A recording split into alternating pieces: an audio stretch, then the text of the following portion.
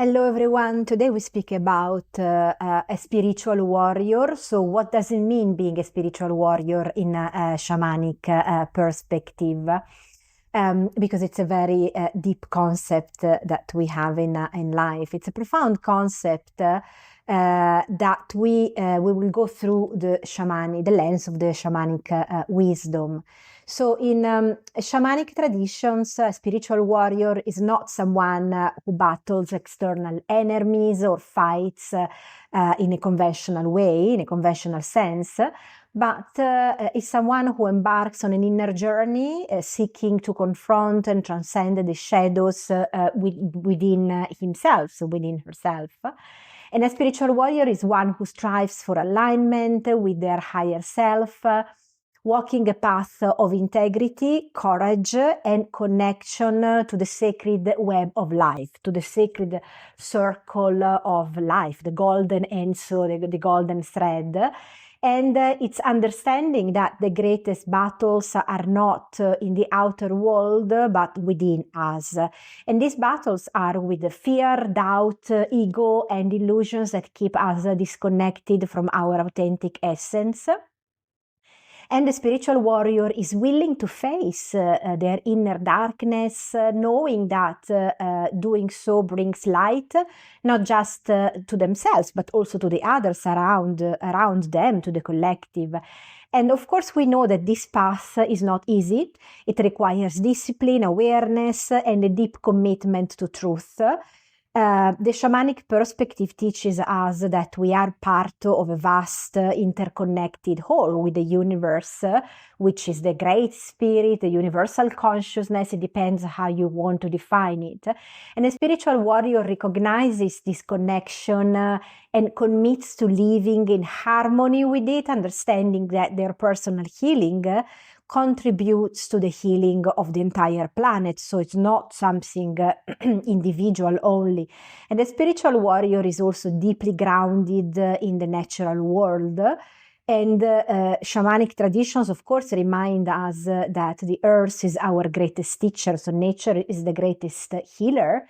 And so each river, mountain, park holds wisdom for those who are willing to listen. And a warrior opens their heart to this teaching, honoring the earth as a sacred ally. And one of the most profound qualities of the spiritual warrior is courage.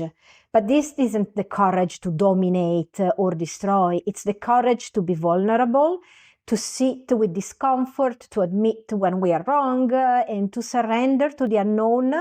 So it's the courage to love deeply, even when love feels risky. It's the courage to live authentically, even when it goes against the expectations from the system. And the spiritual warrior also practices discernment. So they know the difference between reactive in an impulsive way and responding in a wise way. And in the shamanic tradition, discernment comes from a place of deep listening. So not just with the ears, but with the heart and the spirit. And it's about trusting your belly, your sixth sense, your intuition, knowing that it's often louder than logic if we allow ourselves to hear it.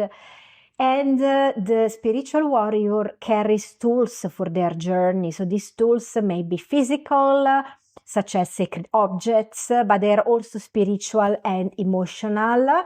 And gratitude, for example, is one of these tools. So by practicing gratitude, the warrior aligns with the abundance of the universe, so shifting their focus from the sense of lack to what is presence. And another tool, for example, is forgiveness. Forgiving ourselves and others, being able to cut cords when they bound us to pain and resentment.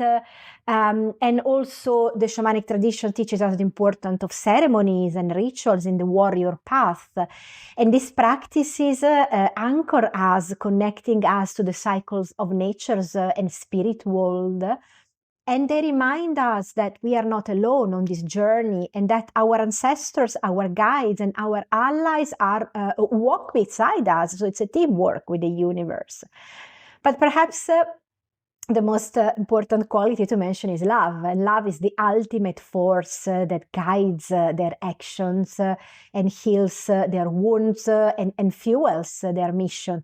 So this love is not a fleeting emotion, it's a state of being, a commitment to seeing the sacred in all things. And to walk the path of the spiritual warrior is to live with purpose, to live with an ikigai, to recognize that every moment is an opportunity to learn, every challenge is an opportunity to grow, to serve. So it's not about perfection, it's about present, it's about wabi-sabi, it's about showing up fully even when it's hard and never give up. So the spiritual warrior is like a beacon of hope and transformation, because the spiritual warriors remind us that the power to change the world starts within. So we contribute to the healing of our communities and to the planet, and by embodying courage, love, and integrity, the spiritual warrior has the opportunity to inspire others doing the same. And so I'm inviting you to ask yourself, how can you become a spiritual warrior? Or are you already a spiritual warrior in life? Because each of us can be a spiritual warrior.